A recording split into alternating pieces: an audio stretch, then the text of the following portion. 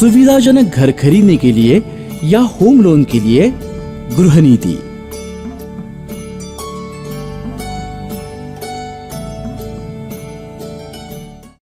नमस्कार, गृह नीति यूट्यूब चैनल में मैं प्रशांत गायकवाड़ आपका हार्दिक स्वागत करता हूं।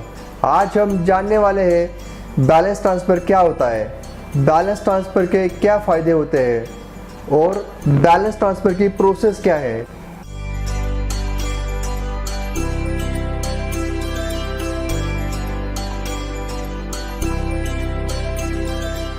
जब कोई दूसरा बैंक आपने लोन लिए हुए बैंक से कम इंटरेस्ट पे आपको लोन देने के लिए तैयार हो तो ये आपके लिए बड़े फायदे की बात होती है। बस इसमें आपका रनिंग लोन उस कम इंटरेस्ट देने वाली बैंक में ट्रांसफर करना पड़ता है।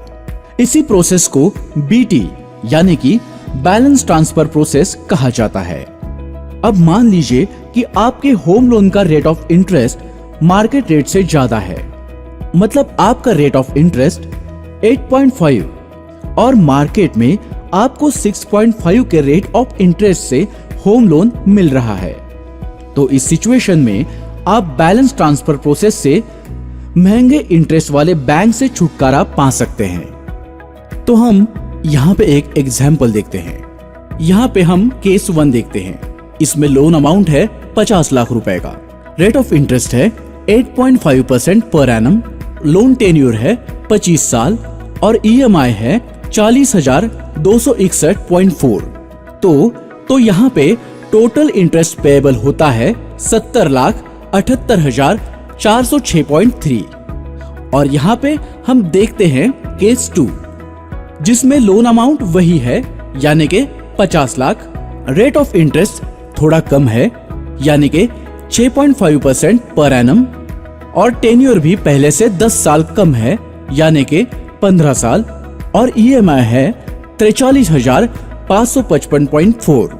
तो यहाँ पे टोटल इंटरेस्ट पेएबल हुआ 28,39,966.3। तो डिफरेंस बहुत ही बड़ा है जो कि है 42,38,440। तो इस कैलकुलेशन में आप देख रहे हो कि यहाँ 42,38,440 रुपयों की आपकी बचत हो रही है ना बड़े फायदे की बात।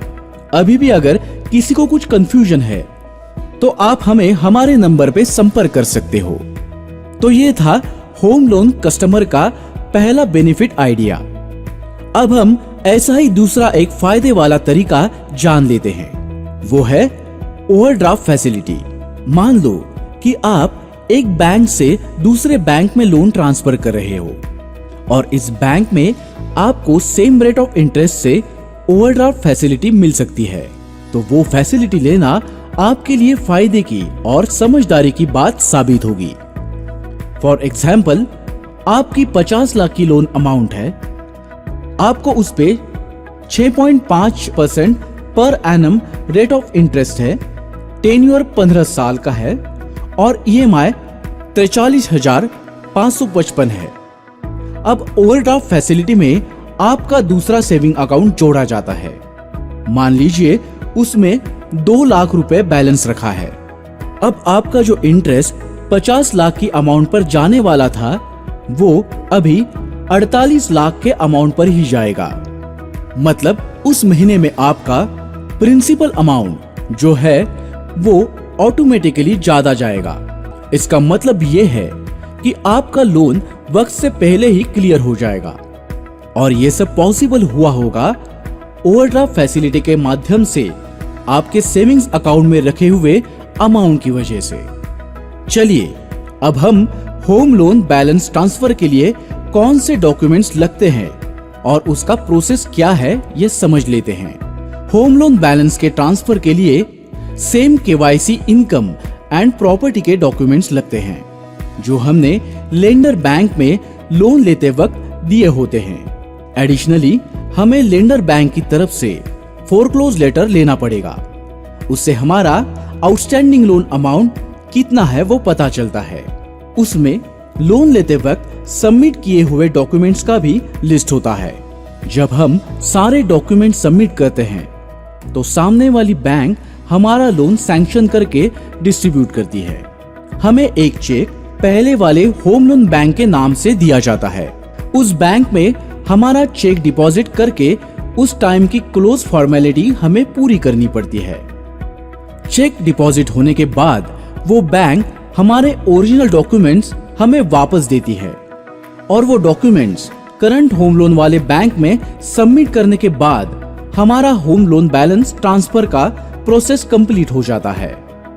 इसमें most of the banks processing charges नहीं लेते, बस हमें गवर्नमेंट के लीगल और टेक्निकल चार्जेस देने पड़ते हैं।